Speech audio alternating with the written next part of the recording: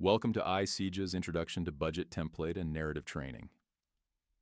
In this session, we will cover the following topics: identifying relevant cost provisions in the Code of Federal Regulations, reviewing the structure of the Uniform Budget Template, discussing the budget worksheet and narrative, and providing helpful tips to make your budget clear and concise. Thank you for joining us.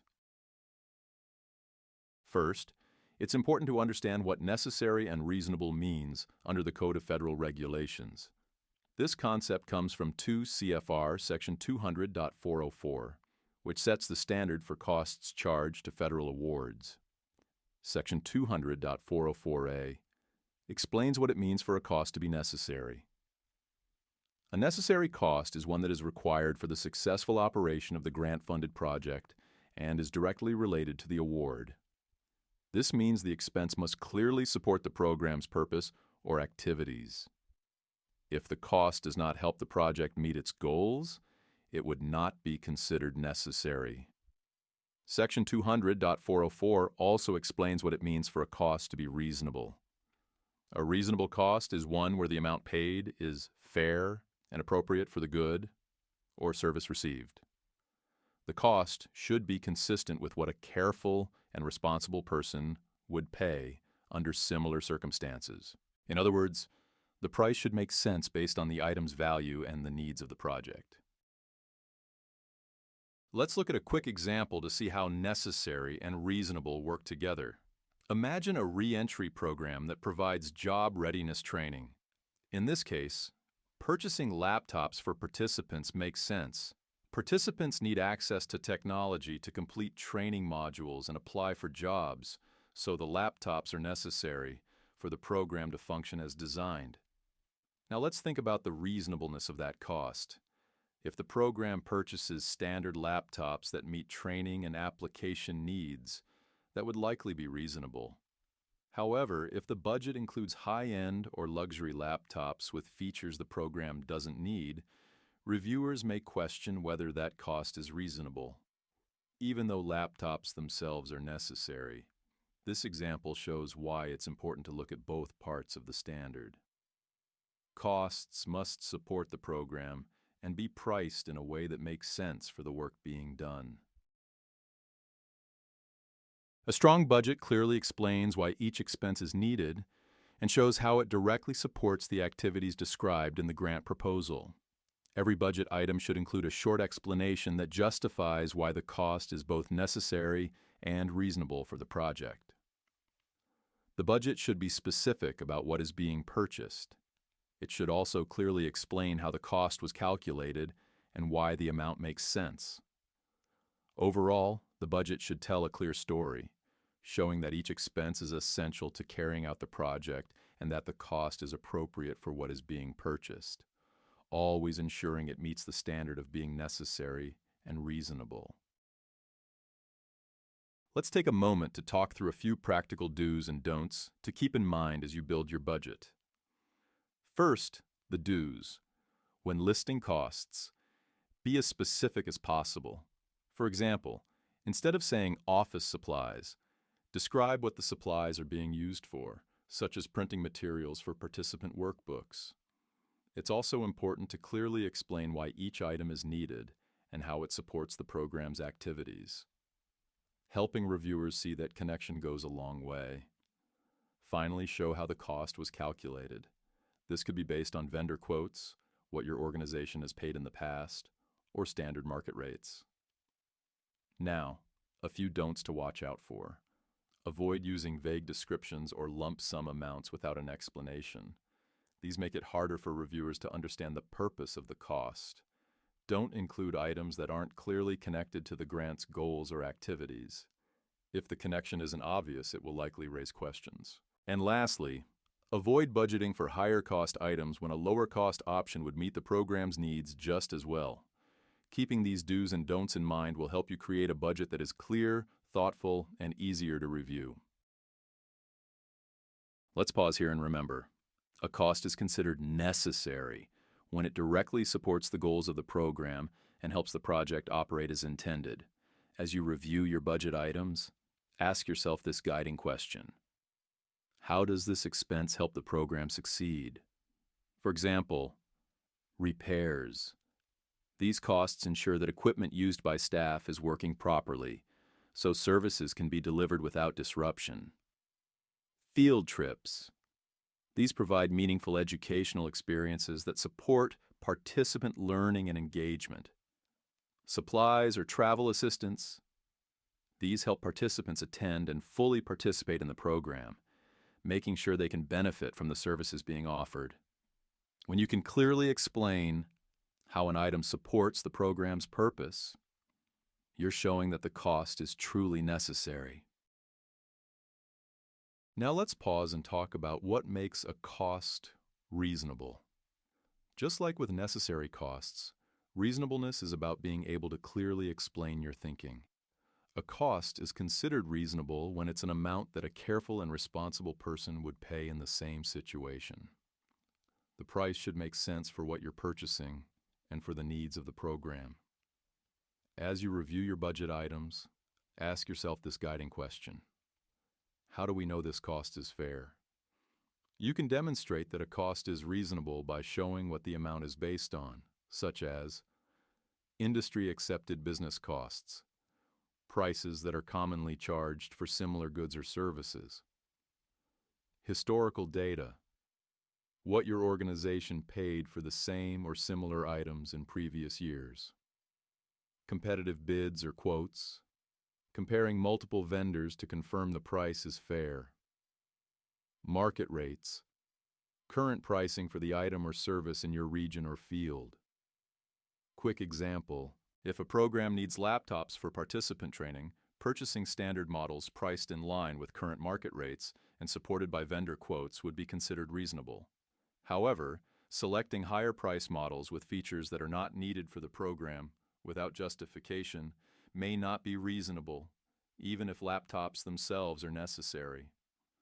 When you can clearly explain why a cost is fair and how the price was determined, you're showing that it meets the standard of being reasonable, just as clearly as you showed the cost was necessary. The state of Illinois has developed a uniform grant budget template, which is mandatory for all state grants. It is an Excel spreadsheet with sections A through C, used to apply for individual state of Illinois grant programs.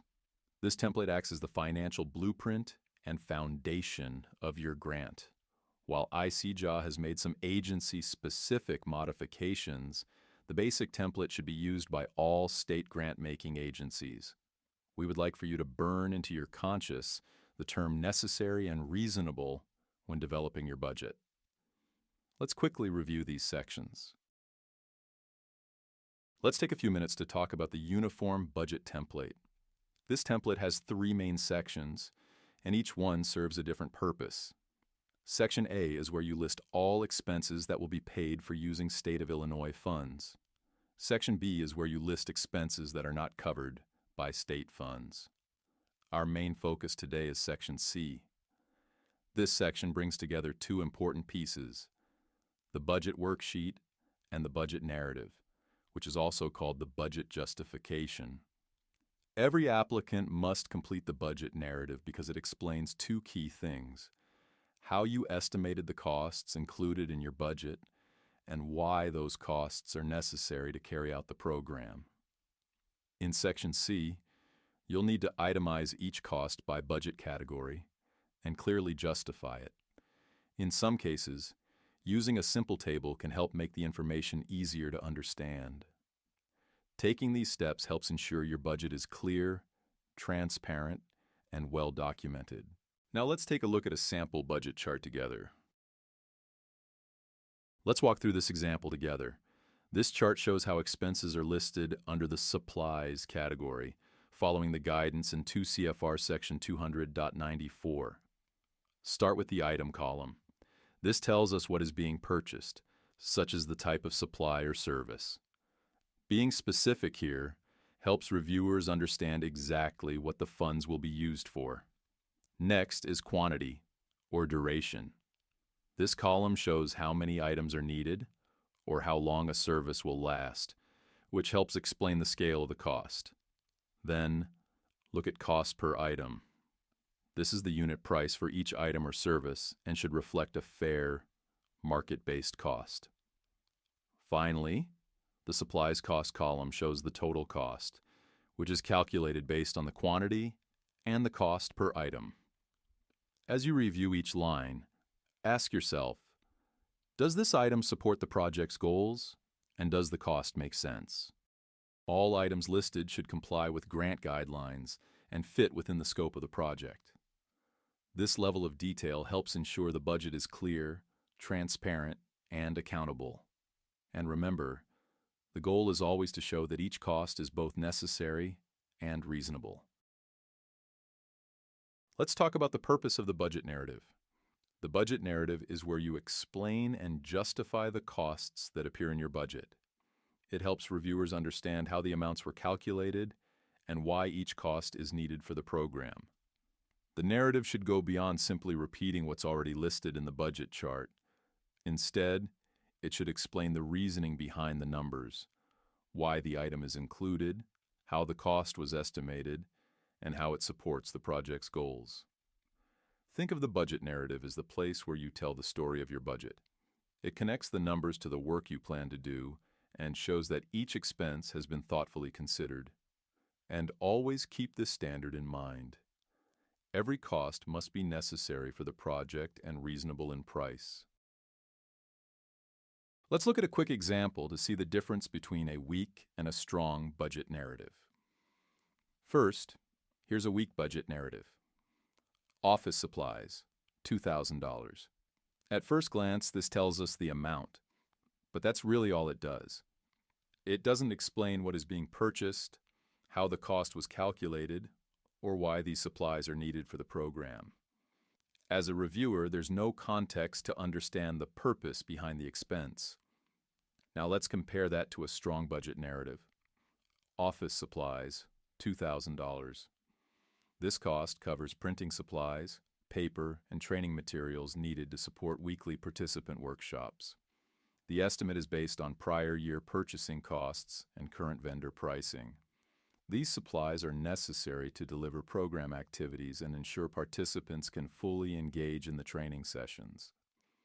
When your budget narrative tells the story behind the numbers, it shows reviewers that each cost is necessary for the program and reasonable in price. Let's take a moment to look at this budget narrative together. You'll notice that it directly ties back to the sample budget chart we reviewed earlier, which is exactly what we want to see. For the supplies category, the narrative explains what is being purchased, such as pens, paper, folders, and staples, and shows that the cost estimate is based on prior spending, with a modest 5% increase to account for inflation. This helps explain how the amount was calculated. The narrative also explains Office 365 costs by clearly linking them to email and document management needs that support daily program operations. For equipment repairs, it identifies specific items: calculators, cell phones, servers, and laptops. So it's clear what will be maintained and why those repairs are needed. When it comes to replacement of minor computer equipment, the narrative lists items like tablets, laptops, printers, and monitors, helping reviewers understand both the purpose and scope of the expense. Finally, minor office furniture costs are explained by noting the replacement of 3 broken chairs, which shows the expense is limited, specific, and practical. Overall, this narrative works well because it is clear, detailed, and specific. It explains what is being purchased, how costs were estimated, and why each expense is necessary and reasonable for the program. As you work on your budget, here are a few helpful tips to keep in mind to ensure your costs are both necessary and reasonable. Start with salaries. Make sure the pay rates in your budget are consistent with what your organization typically pays for similar roles. This helps show that the costs are fair and in line with your usual practices. If your project involves hiring new staff, think through what else may be needed to support them. For example, you may need additional workspace, equipment, or supplies, and those costs should be clearly explained. When budgeting for equipment, take a moment to confirm that the items are allowable under your specific funding guidelines. If the equipment is essential to the project, be clear about how it will be used. If your budget includes renting space, be sure to explain any increases in related costs, such as insurance. Providing context helps reviewers understand why those expenses are changing. It's also important to clearly separate direct and indirect costs and apply the approved formulas correctly. Indirect costs, such as facilities expenses or administrative salaries, support the overall operation of your organization, even though they are not tied to one specific project. Keeping these tips in mind will help ensure your budget is clear, well justified, and aligned with funding requirements, making it easier for reviewers to understand and approve. Let's pause for a moment and walk through a few key questions to think about as you build your budget. These questions are meant to help you catch common issues that many grantees run into, but don't always notice until later in the review process. Taking the time to think through them now can help you create a clearer, stronger budget and address potential concerns up front. First, check the math across your budget schedules. Ask yourself, does the math actually work? Do totals add up correctly across all tables and worksheets? Something as basic as confirming that 2 times 2 really does equal 4 can help you avoid delays caused by small but avoidable errors. Second, make sure your tables and narratives match. Your financial tables and the written descriptions should tell the same story. For example, if a budget table lists 5 staff positions, the narrative should not describe 3. Inconsistencies like this raise questions and make the budget harder to follow. Third, take a step back and ask whether the numbers make practical sense. Look at your supplies, equipment, staff, and participants together. For instance, if the budget includes 10 employee computers but only 2 employees, that's a signal to pause and reassess whether the quantities are appropriate for the project. Finally, review who is listed on the grant and how much time and salary are being charged. If principals, grant signatories, or C-suite staff are included, ask, at what salary and at what level of effort? When individuals are budgeted at $100,000 per year or more, reviewers will naturally ask how and why that level of cost is necessary and reasonable. It's also important to remember that C-suite or executive staff should generally not be charged to a grant at more than 80% of their time, since they typically perform other duties that may not be allowable under the grant. Walking through these questions carefully helps ensure your budget is accurate, consistent, and defensible, and shows reviewers that the costs have been thoughtfully considered. And let's pause and walk through a few additional checks that are important when reviewing your budget and staffing. First, do you have more than one active grant? If so, make sure the scope of work for each grant is clearly different. Also take a close look at staff time allocations. Do they add up to 100% or more, or over 80% for C-suite staff? And are staff being charged for the same work across multiple grants? These are common issues reviewers will look for. Next, consider whether there are related parties listed on the grant. For example, if an executive director and several other staff share the same last name, this may raise a potential conflict of interest. This situation is not unusual, especially for smaller organizations, but it will likely prompt additional questions and require clear explanations. Finally, check whether fundraising or grant writing is included as a paid activity. These costs are generally not allowable and should be removed unless the funding announcement specifically allows for fundraising activities. Taking time to review these areas can help you identify issues early and avoid delays or questions later in the review process. Let's walk through a few final budget checks that are important to pause on. Commuting costs are considered personal expenses and are not allowable, so these should not be included in the budget. Next, are there any employees listed? And if not, who is managing the grant? And where are their costs? If everyone listed on the grant is a 1099 consultant, and there are no employees shown on the personnel page, reviewers may naturally have questions. This doesn't mean it's wrong or not allowed, especially for smaller or newer organizations. But it does raise the need for a clear explanation.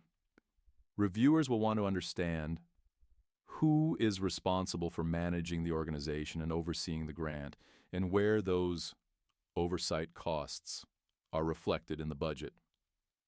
They may also look for clarity on who is accountable for compliance, reporting, and day-to-day decision-making. When you're budgeting for equipment or supplies, especially larger purchases, ask whether the items make sense for the work you're proposing and whether they are allowed under the grant. Finally, if you're renting space, pay close attention to who you're renting from. If the landlord is a related person or organization, such as a parent organization, be prepared to show that the rent is based on fair market rates and reflects a standard arm's-length transaction. Thinking through these questions early can help you avoid common issues and put together a budget that is clear, realistic, and easier to review.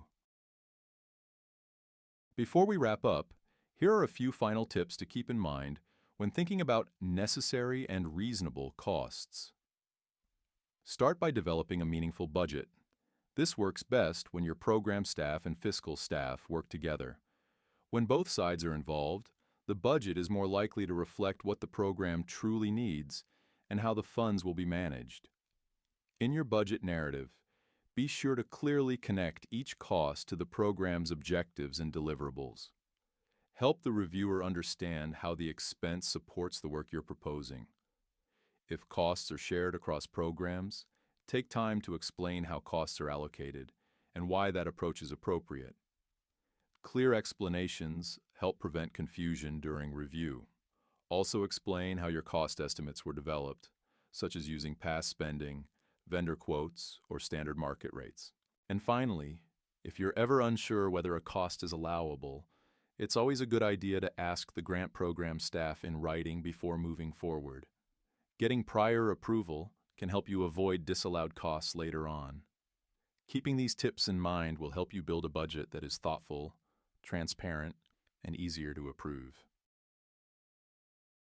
To wrap up, remember that successful grant budgets clearly tie every dollar to program outcomes and withstand review scrutiny. iCEJA offers extensive resources, including how-to videos and guides, to support your grant journey. Use these tools to strengthen your proposals and ensure compliance.